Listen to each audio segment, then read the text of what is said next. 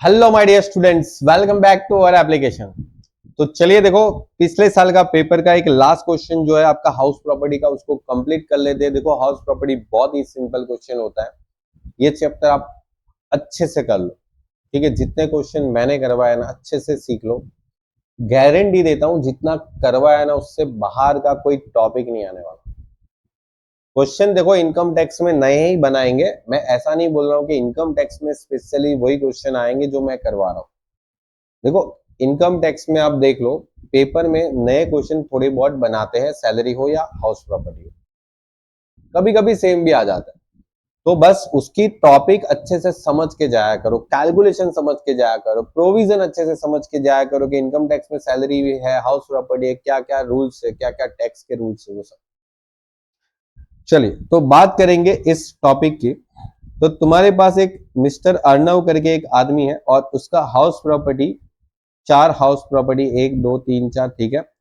ये खुद यूज कर रहा है, सेल्फ ऑक्यूपाइड मतलब खुद यूज करना। ये भाड़े पे दिया किसी को बिजनेस करने के लिए। तो क्या करने के लिए भाड़े पे दिया वो अपने को मैटर नहीं करता। मैंने, मेरा घर था, मैंने भाड़े पे दे दिया और वो उसमें रहता है या उसमें बिजनेस करता है, वो मेरे को कोई मतलब नहीं। मेरे को भाड़ा मिल रहा है, दैट मीन्स के लेट आउट। ओके। उसके बाद लेट आउट रेसिडेंस, घर रहने के लिए भाड़े पे दिया। ओन बिजनेस है, खुद के बिजनेस के लिए भाड़े पे दिया, ठीक है। ओन बिजनेस है, सॉरी भूल गया, ओन बिजनेस है।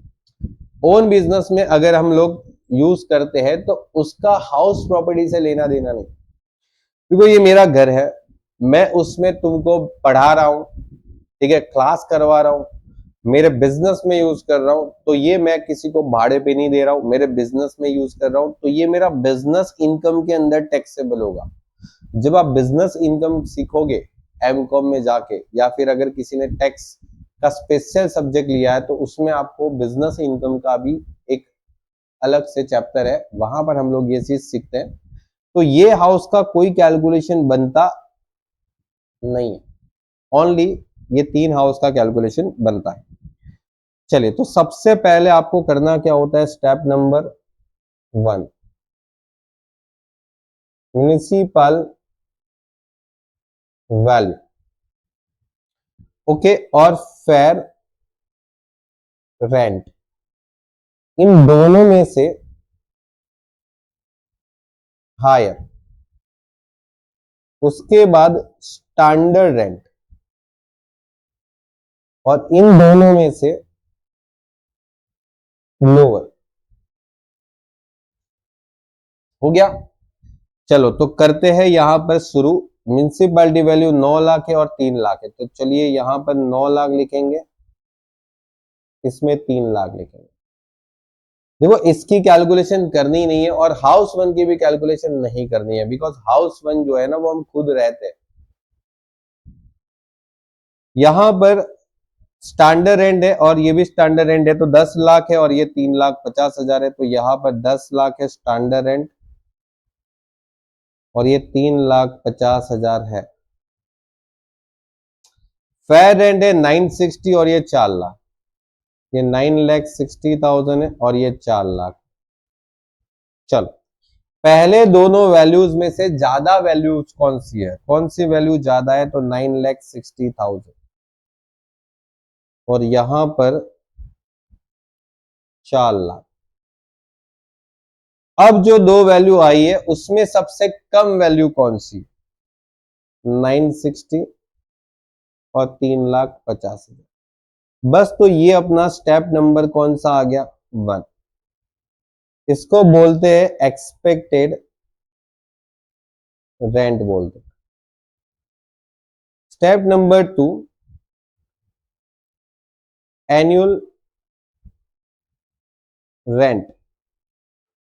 तुम कितना भाड़ा लेते हो साल का, कितना भाड़ा लिया तुमने? तुमने महीने का भाड़ा 50 फिक्स किया, 15,000 महीने का भाड़ा फिक्स किया, तो पूरे साल का कितना होगा, 12 करो मल्टीप्लाई, 50 इंटू 12, 6 लाख, और 15,000 इंटू 12, 1,80,000। उसके बाद अगर तुम कोई टेनेंट को फैसिलिटी दे रहे हो, उस फैसिलिटी के बदले में तुमने जो भी खर्चा किया वो माइनस कर सकते हो रेंट में से। तो यहां पर फैसिलिटी प्रोवाइडेड, तो तुमने टेनेंट को जो फैसिलिटी प्रोवाइड की ना, उसके बदले में तुमने कुछ खर्चा किया था, लेकिन वो सिर्फ दूसरे हाउस के लिए किया था 10,000। तो यहां से 10,000 लेस कर दो, ये 5,90,000 और ये 1,80,000 माइनस अनरियलाइज रेंट।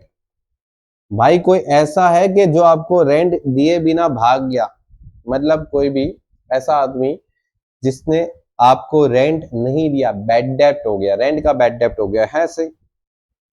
देखो ऐसा तो कुछ है नहीं क्वेश्चन में, क्वेश्चन यहां पर खत्म हो रहा है, बैड डेप्ट वाला पॉइंट नहीं है।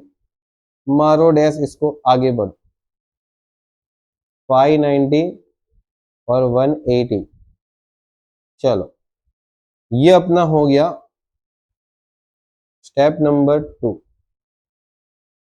ये था अपना स्टेप नंबर 1 और ये था अपना स्टेप नंबर 2। तो यहां पर स्टेप नंबर 3 क्या कहता है, स्टेप 1 और स्टेप 2, इन दोनों में से हायर वैल्यू, दोनों में से हायर वैल्यू, ये वैल्यू और ये वैल्यू में से ज्यादा कौन है, कौन वैल्यू ज्यादा, 960 और ऐसे इसमें 350, विच एवर इज हायर, ज्यादा वैल्यू, और इसमें से वैकेंसी रेंट जो होता है वो लेस होता है। और ये क्या होता है, अगर तुम्हारा घर भाड़े पे दिया है तो जरूरी थोड़ी है 12 महीने के लिए भाड़े पे गया ही होगा। कभी ऐसा भी तो होता है ना कि भाई तुम्हारा घर जो है 1 या 2 महीने के खाली पड़ा रहा, मतलब वो खाली जब पड़ा रहेगा तब उस खाली समय का जो भाड़ा है, वैकेंसी, घर का खाली समय, मतलब उतने टाइम घर तुम्हारा किसी को भाड़े पे नहीं गया था, वैकेंट था, तो तुम्हारा जो घर है वो पूरा 12 महीने के लिए तुमने दिया था, इस वजह से यहाँ पर पूरे साल का भाड़ा लिया था ये दोनों में। लेकिन क्या पूरे क्वेश्चन में कहीं पर भी वैकेंसी का समय है? यस सर, देखो वैकेंसी का समय यहाँ पर है 2 महीने, लेकिन तीसरे हाउस में है, पहले दूसरे में तो है ही नहीं। पहले में तो होता ही क्यों, पहले में तो हम खुद यूज कर रहे हैं, दूसरे में है नहीं, तीसरे में है, चौथे में तो जरूरत भी नहीं है। यहां पर 2 महीने की बात है, तो ये जो 2 महीने का कैलकुलेशन यहाँ पर होगा वो इस अमाउंट पे होगा, इस अमाउंट पे 1,80,000 इंटू 2 डिवाइड बाई 12, क्योंकि 1,80,000 12 महीने की वैल्यू है, 30,000 रुपए। तो 30,000 रुपए क्या हो जाएगा, लेस 3,20,960। ये आ गया अपना ग्रॉस एनुअल वैल्यू, और इसमें से म्युनिसिपल टैक्स लेस करेंगे।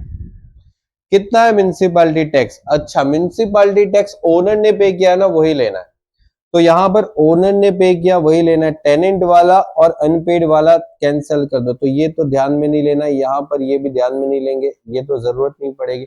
तो बस सिर्फ यही कंसीडर करना है, क्योंकि ये तो आपका सेल्फ ऑक्यूपाइड प्रॉपर्टी है, उसमें तो हम लोग देखते नहीं है ना। सिर्फ भाड़े दी गई प्रॉपर्टी में 10% ओनर ने पेमेंट किया है। ओनर कौन है, उसने पेमेंट किया 10% किया। अब 10% किसका करेंगे बेटा, तो ये जो 9 लाख का वैल्यू है ना, 9 लाख का वैल्यू जो है इसका 10% करेंगे, 10%, और ये 90,000 आएगा। ओके, 9 लाख का 10%, इधर तो है ही नहीं, तुमने पेमेंट नहीं किया होगा तो नहीं होगा। 960 में से 90,000 माइनस 870, और इधर नील, इसको बोलते हैं नेट एनुअल वैल्यू। फिर उसके बाद तुमको लेना होता है डिडक्शन, और डिडक्शन में पहला डिडक्शन होता है 30% ऑफ एनएवी। तुम्हारी एनएवी का 30% करो। एक सेकेंड में थोड़ा इसको एक्सटेंड कर देता हूं।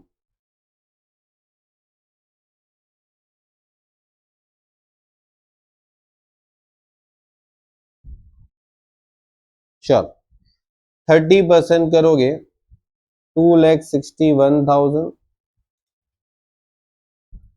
और 96,000। अच्छा ये किसका किया आपने? बोले सर ये अमाउंट है ना उसका 30% करोगे, ये अमाउंट है उसका 30% करोगे तो ये अमाउंट मिल जाती है। और ये क्यों माइनस करते हैं?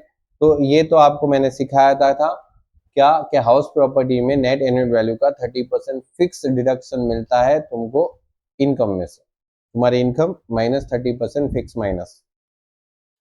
दूसरा इंटरेस्ट ऑन लोन। तुमने क्या कोई लोन ले रखी है उसके ऊपर इंटरेस्ट पे किया है? Yes sir. Sir interest on loan है लेकिन कंस्ट्रक्शन वाली लोन का अमाउंट माइनस होता है इंटरेस्ट का, और ये भी माइनस होता है। ये कुछ काम का नहीं है। हमने डॉटर के एजुकेशन के लिए लोन लिया है तो क्या डॉटर की एजुकेशन का लोन का इंटरेस्ट माइनस होना चाहिए? नहीं होना चाहिए।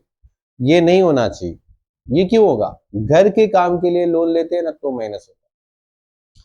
30,000, 50,000 और 15,000 लेस कर दो तो 30 इसमें, 50 इसमें, ओके, और 15 इसमें।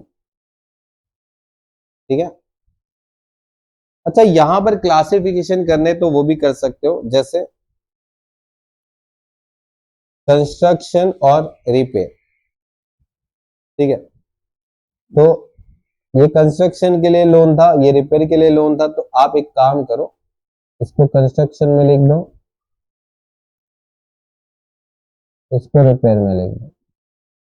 अगर अच्छे से इस तरीके से लिखना है तो लिख सकते हो। एक बात याद रखना, अगर तुम सेल्फ ऑक्यूपाइड प्रॉपर्टी के लिए कैलकुलेशन करते हो तो कंस्ट्रक्शन वाला लोन जो है ना वो 2 लाख तक की लिमिट में ही लेस होता है, और अगर रिपेयर वाला लोन होता है तो वो 30,000 तक ही लेस होता है। लेकिन ये सिर्फ सेल्फ ऑक्यूपाइड प्रॉपर्टी के लिए, बाकी किसी के लिए नहीं करना।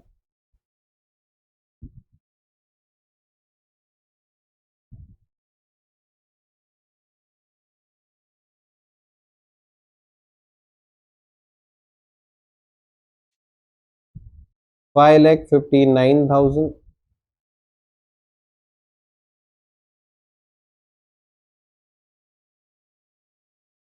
2,09,000। ओके, ये था तुम्हारा टैक्सेबल इनकम। और यहां पर तुमको एक बात याद रखनी है कि सर टोटल इनकम भी बतानी है। तो आप सबको टोटल करके माइनस करके 7,38,000 लिखोगे। ओके। और एक खास बात और, जो हाउस तुम बिजनेस के लिए यूज करते हो हाउस नंबर 4, तो house number 4 is not taxable अंदर house property head. House property head में टैक्सेबल नहीं है। खत्म। ओके। चलिए, तो ये पेपर तुम्हारा यहां पर फिनिश होता है। कंप्लीट करो। मैंने ये क्वेश्चन करवा दिया आपको। और अगर आपको बहुत सारे पेपर करवाए, बहुत सारे क्वेश्चन आपको चैप्टर में भी करवाए, इनकम टैक्स में जितने भी क्वेश्चन करो ऐसा ही लगेगा कि यहाँ पर 2-3 टॉपिक नए हैं। लेकिन टॉपिक कोई नया नहीं होता। जो चीज पढ़ाया होता है, जो चीज रूल्स में लिखी होती है, उसी चीज पे बना बना के नए क्वेश्चन पूछेंगे। पुराने क्वेश्चन में से कुछ ना कुछ 2-3 चीज नए तरीके से पूछने की ट्राई करते हैं। बराबर। बाकी टैक्सेशन में आपको क्वेश्चन सीखना है। क्वेश्चन सीखना है, मैं बोल रहा हूँ। ऐसे नहीं कि ये सेम क्वेश्चन आया याद करके चले जाओ, ऐसा नहीं। सीखना है। ओके। चलिए मिलते हैं नेक्स्ट लेक्चर में। गुड बाय और टेक केयर।